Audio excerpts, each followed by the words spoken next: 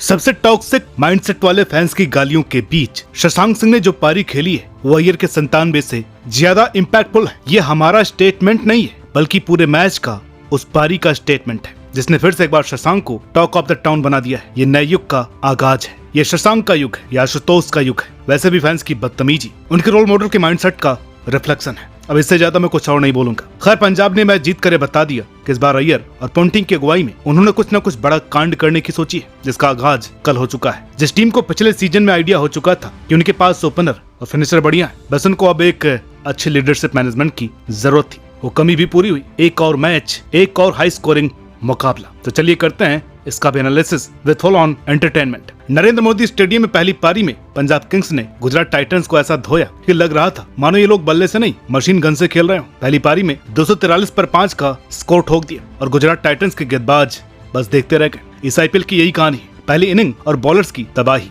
Match शुरू हुआ, Gujarat Titans ने टॉस जीता और बोले हम पहले बॉलिंग करेंगे। तो भाई साहब ये क्या मास्टर स्ट्रोक था, क्योंकि शाम को ओश का फायदा जो लेना था। खैर, पंजाब किंग्स की ओपनिंग जोड़ी थी प्रभसिमरन सिंह और डेब्यू करने वाले प्रियंश आर्य। लेकिन प्रभसिमरन 8 बॉल में 5 बना करके आउट। ऐसा लगा कि जैसे अपनी फॉर्म ढूंढने गए थे पर रास्ते में भूल गए कि बल्ला कैसे चलाते हैं। लेकिन दूसरी तरफ प्रियंश आर्य डेब्यू पर 47 रन, वो भी 23 बॉल में 7 चौके 2 छक्के। जब 1 रन पर आपका कैच छूट जाए तो ऐसा ही होता है। प्रियंश के आउट होने के बाद स्कोर था 79 पर 2, 6.4 ओवर में। यहाँ से पंजाब को चाहिए था एक ऐसा खिलाड़ी जो पारी को संभाले और रफ्तार भी बनाए रखे। यहीं से नए कप्तान अय्यर ने मोर्चा संभाला और मानना पड़ेगा अय्यर को, टीम को ऊपर रखा। 42 बॉल में 97 नॉट आउट, 5 चौके 9 छक्के।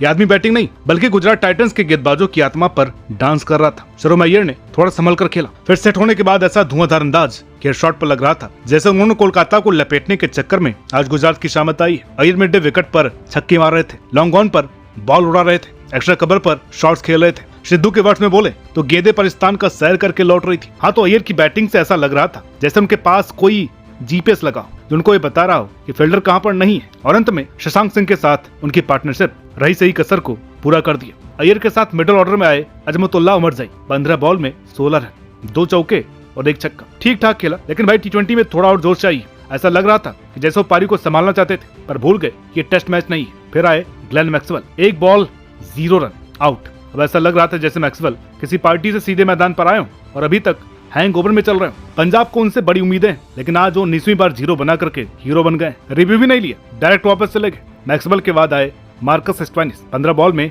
20 रन, 1 चौका 2 छक्के। ठीक ठाक था, लेकिन स्टोइनिस भाई हम ये जानते हैं कि आप इससे बेहतर कर सकते हैं। वैसा लग रहा है कि जैसे रिटायरमेंट के बाद आप सेट होने के लिए कुछ ज्यादा ही बॉल ले रहे हैं। और फिर आया डेथ ओवर्स में शशांक सिंह का तूफान, 16 बॉल में 44 नॉट आउट, 6 चौके 2 छक्के। हर शॉट पर लग रहा था जैसे गुजरात टाइटंस को बोल रहे हो तुम बस गेंद फेंको, मैं फिल्म बनाता हूँ। शशांक ने अय्यर के साथ मिलकर आखिरी 4 ओवर्स में 77 रन कूट दिए और आखिरी ओवर में तो शशांक ने अकेले ही 22 रन बनाए। अब बात करते हैं गुजरात टाइटंस के गेंदबाजों की। शाही किशोर को छोड़कर बाकी सब जैसे किसी दूसरे ग्रह से आए थे। शाही किशोर ने 4 ओवर में 30 रन देकर 3 विकेट ली। इन्होंने दिखाया कि स्पिनर भी एक हाई स्कोरिंग मैच में कमाल कर सकता है। लेकिन राशिद खान 4 ओवर में 48 रन, सिर्फ 1 विकेट। ऐसा लगा जैसे पंजाब किंग्स ने राशिद की हर गेंद का कोड क्रैक कर लिया हो। मोहम्मद सिराज ने 4 ओवर में 54 रन दिए, कोई विकेट नहीं।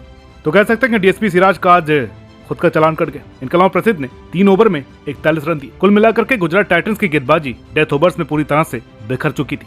शशांक और अय्यर ने इनके गेंदबाजों को ऐसा नचाया कि लग रहा था जैसे ये लोग मैदान पर नहीं गर्म तवे पर। टेक्निकली गुजरात टाइटंस का पहले बॉलिंग लेना कोई गलत फैसला नहीं था। T20 में आम बात है, लेकिन उनकी गेंदबाजी की स्ट्रेटेजी ऐसा मिसमैच किया शुभमन गिल ने जिसकी कोई इंतहा नहीं है। प्रेशर बनाने के बाद पार्ट टाइमर्स को बॉलिंग देने का रिवाज मुझे नहीं लगता कि खत्म होने वाला है। नो डाउट साई सुदर्शन अच्छे बल्लेबाज हैं, लेकिन 244 का पीछा करते हुए आपको एक बैट्समैन मिडिल ऑर्डर में चाहिए था और इसलिए बटलर को ओपन आना चाहिए था, क्योंकि साई के स्लो खेलने की वजह से गिल को अपना नेचुरल गेम छोड़ना पड़ गया और उसका फायदा हुआ नहीं। गिल लंबा नहीं खेल पाए, शुरुआत ही थोड़ी ढीली रही। जब 244 बनाने के चक्कर में आप पावर प्ले में ही 20 रन शॉट रह जाए तो भाई ये बैकलॉग पूरा नहीं हो पाता। अंधा बल्ला घुमाना इंटेंट नहीं होता है, इसलिए पंजाब ने वाइड यॉर्कर डालकर गुजरात के हिटर्स को दबाव में डाल दिया। केवल आखिर कवर में त्योतिया के शॉट ने ऑन साइड को एक्सप्लोर किया, लेकिन तब तक बहुत देर हो चुकी थी। वैसे भी गिल के आउट होने के बाद बटलर आए, साई के साथ मिलकर 84 रनों की साझेदारी की। बटलर ने 54 रन बनाए, लेकिन शुरू में थोड़ा धीमा खेले, लेकिन साई ने ऐसा खेला जैसे कोई पुराना टेस्ट बल्लेबाज रन बटोर रहा हो। बटलर को भी आखिर में पंजाब के इंपैक्ट बॉलर विजय ने हिटिंग जोन से कोसों दूर रखा और 16वें ओवर में हर्षदीप सिंह ने उन्हें बोल्ड कर दिया। इसके बाद रदरफोर्ड को भेजना भी अचंभा ही था। क्लूलेस क्यों, जिससे पहले आईपीएल में 108 के स्ट्राइक रेट से खेलते हुए आ रहे थे। उन्होंने आते ही तेज खेला जरूर, लेकिन बाद में उनको हर्षदीप और विजय कुमार ने रोक करके रख दिया। 14 ओवर में 169 पर 2 वाली गुजरात ने अगले 3 ओवर में सिर्फ 18 रन बनाए और यहीं से मैच से बाहर हो गए और इसी दबाव में आकर बटलर आउट हुए और इसके बाद गुजरात की उम्मीदें आखिर कहां फंसी गुजरात। उन्होंने टॉस जीतकर पहले गेंदबाजी चुनी जो ठीक थी, लेकिन डेथ ओवर्स में उनकी रणनीति फेल हो गई। पंजाब ने आखिरी 5 ओवर में 88 रन ठोक दिए। दूसरी पारी में गिल का जल्दी आउट होना और साई के साथ साथ बटलर का शुरुआत में धीमा खेलना, ये सब गेम अवेयरनेस की कमी दिखाता है। फील्डिंग में भी ढीलापन था तो पंजाब ने इसका फायदा उठाया। अर्शदीप और रबाडा ने डेथ ओवर्स में कमाल किया, लेकिन जीटी के पास इसका कोई जवाब नहीं था। तो जीटी अच्छा खेला, लेकिन जीत पंजाब की हुई। और अगले मैच के लिए तैयार रहिए, वरना फिर से 11 से हार के वाली कहानी बनेगी। वीडियो अच्छी लगी हो तो प्लीज लाइक करें, शेयर करें। चैनल पर नए हैं तो प्लीज इसे सब्सक्राइब करना ना भूलें।